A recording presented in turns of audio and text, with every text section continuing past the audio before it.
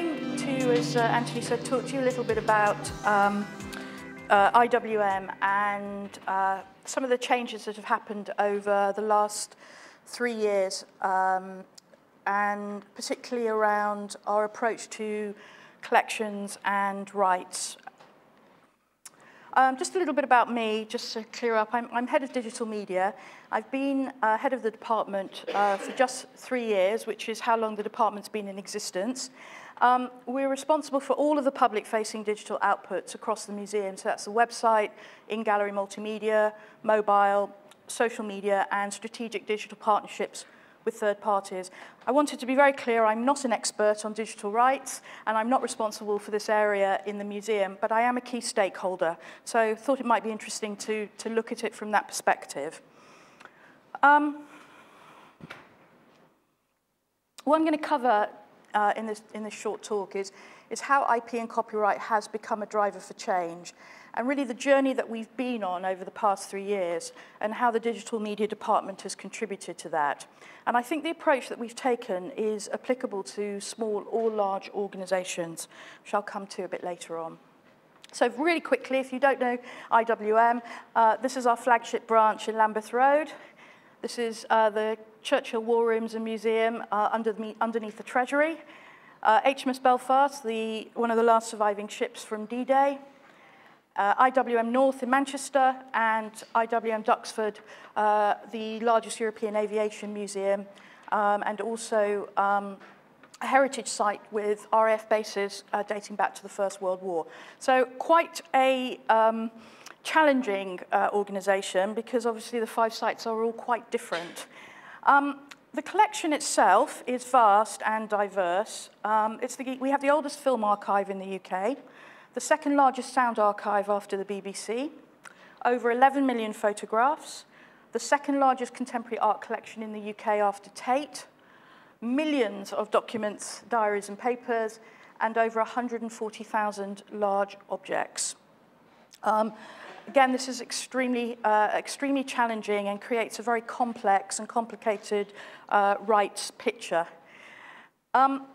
When I joined IWM in 2009, just to paint the picture, there was no digital media department. There was an old website and collections online, which was no longer fit for purpose. There was very little social media presence or any relationships with third-party sites. As I said, very complex IP and copyright issues. The organisation was extremely risk-averse in its approach to collections, and quite naturally because of the sensitivity and challenge of the collections itself, so not unexpected. And there was a lack of coordinated approach or strategy to managing digital rights across the organisation. So what would happen very often is that you'd go to one curator and say, please, can I use this photograph or something? And they'd go, no. And then you'd go to another one and they'd say, yeah, no, that's not a problem. So it was quite a difficult area to negotiate. This was what it looked like, our collection search, when I joined. You'd put in a keyword and search. You'd get back a selection of thumbnails. You'd pick one, and you'd get a 400-pixel image that you were not able to click on. And in the case of our art collection, it wasn't watermarked. In the case of our photographs, they were heavily watermarked. As was our film, on our film sales site as well. So essentially, you had a picture there of, yes, you can see our collections, but actually we don't really want you to enjoy them in any way. So that is my take on it. We also, as I said, we didn't have any presence on other sites, but in 2010, it was the anniversary of the outbreak of the Second World War, and we wanted to use Google Maps because we've got a fantastic selection of Blitz photographs, which are all location-based. And we had to negotiate hard for several months to get 10 from the photo archive. And what was so fascinating was that we put them embedded this in our site, asked users to help us to identify where these images were located, and within 20 minutes we started to get responses. We went and showed this to our Director General, and she said, that's brilliant, why haven't we got more on there? So it was starting to see a shift there, and really, really important. I guess the first thing is to have that buy-in from the top of the organisation to enable these things to happen. So what did we do to enable change? What did we do? There we go. We began to develop requirements for a new website and collection search in 2010. We carried out museum-wide workshops to engage staff with a new website.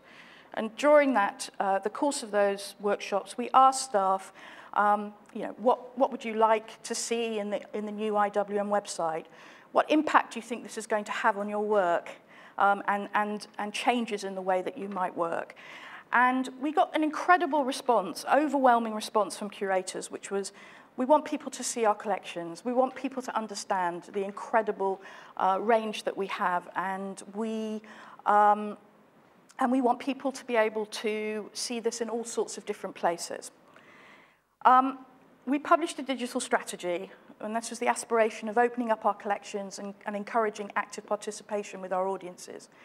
And we formed a copyright group, which consisted of key stakeholders, because what happened was that as the curators and other people across the organization were saying, we want people to know more about IWM and its collections all around the world, we realized that we then had to sort out our rights and IP issues, and that we had to do this under the framework of a digital strategy.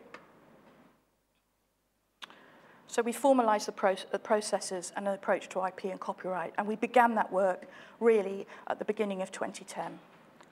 This is basically the way we're set up. We have a digital assets are managed by our collections management department, and as Tom alluded to, we have that dual remit really of being able to fulfill the public program and the public access remit, but also our commercial activity.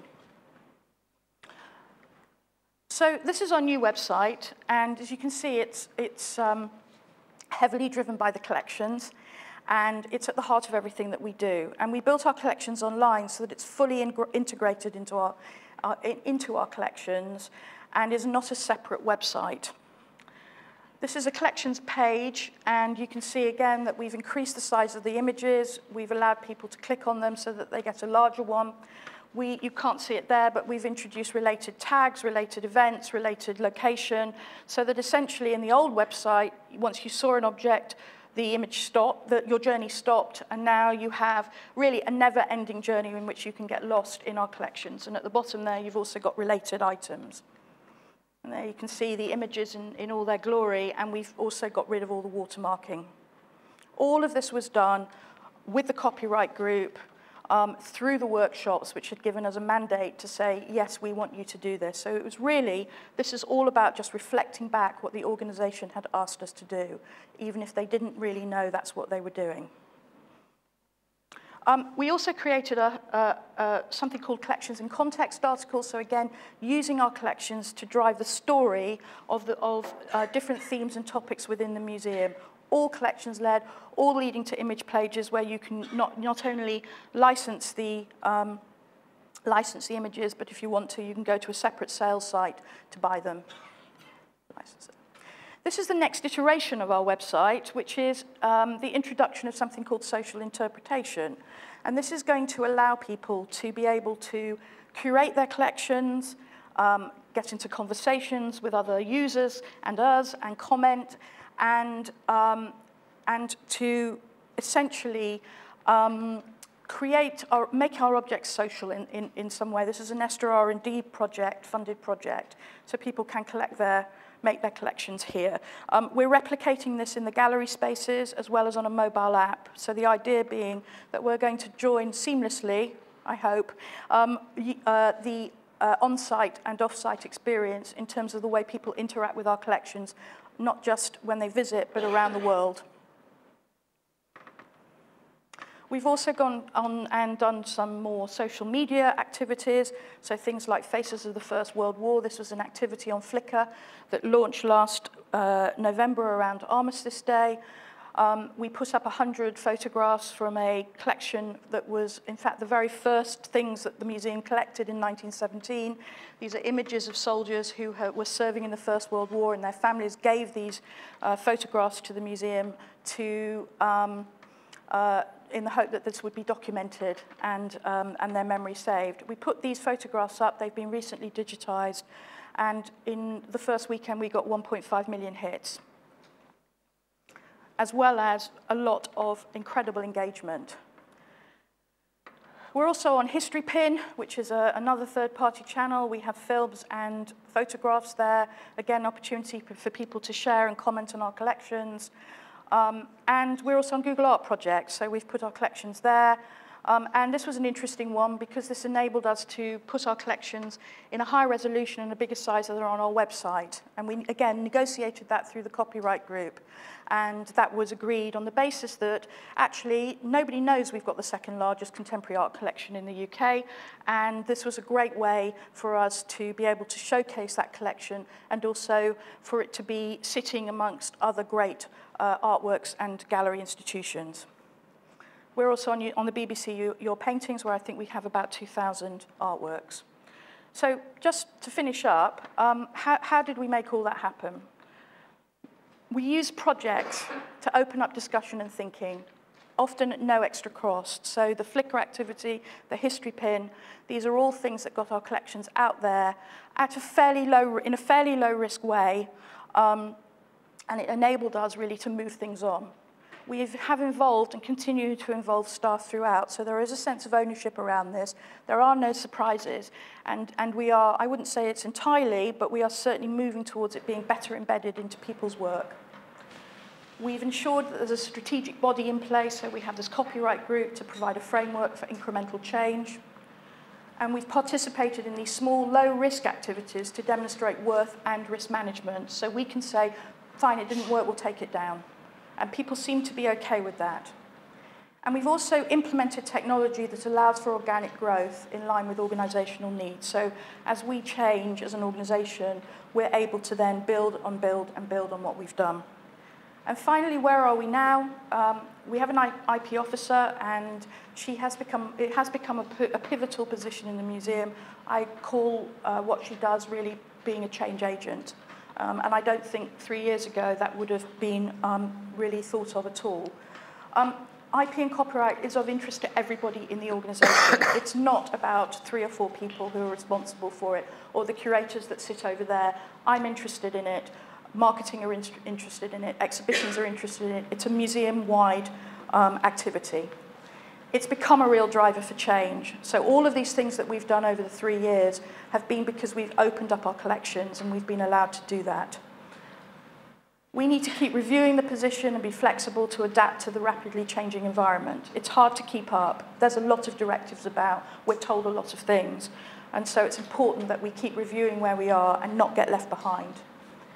Opening up the collections has forced us to think about different business models and income generation. And I think it's a really positive change and really exciting and opportunity to be very creative about the way we use our collections and think about them. Our collection sales have risen since the launch of the new website and collection search and having more permissive rights. So that myth has gone. No one can say that anymore, and so we don't have that conversation anymore because we have proof now that that isn't going to be the problem. And finally, really importantly, as an organisation, we have moved, and this is from the top of the organisation down through the curators, we have moved from being risk-averse to risk-aware, and this has opened up our thinking and created more opportunities for the organisation. Thanks. Splendid. Thank you, Carolyn. Come and have a seat. Are you going up there, Charlie? Yeah. While Charlie gets ready, I'm really interested in the IP officer. Yes. And just sort of, we'll come back to this no doubt later. So what kind of person do you hire to be an IP officer? And what does their day look like? And can we meet this person? You maybe talk to me about that afterwards. Okay. So I'm not asking for a date. It's just a kind of, you know.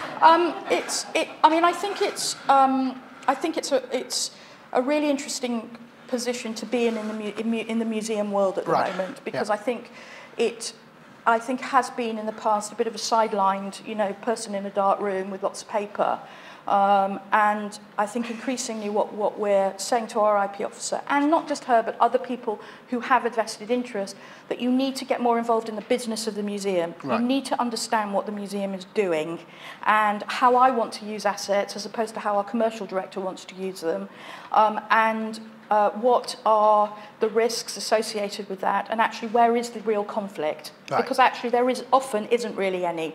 There's perceived conflict, but there really isn't. So there's a lot of explaining in her job presumably. Yeah, and there's a lot of you know, getting herself into the right meetings and talking to the right people. So she's gone onto the front foot, where that role might have been a sort of service job, clearing the rights for somebody who knows what they think they want. She's now sort of out on the front. And was this somebody who was in the organisation, or did you go and look for this person?